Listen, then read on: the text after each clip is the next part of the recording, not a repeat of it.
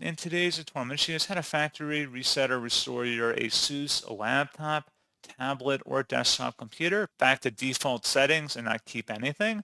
So this should hopefully be a pretty straightforward process here, guys. And without further ado, let's go ahead and jump straight into it. So all you have to do is open up the search menu and you want to type in settings. Best result should come back with settings. Go ahead and open that up. And then on the left panel, you want to select System. On the right side, you want to scroll down and select where it says Recovery. And then there should be an option underneath Recovery Options, Reset this PC. Choose to keep or remove your personal files and then reinstall Windows. Go ahead and select that. And then you want to select the Remove Everything option. Removes all of your personal files, apps, and settings. And then just let that proceed with the wizard here.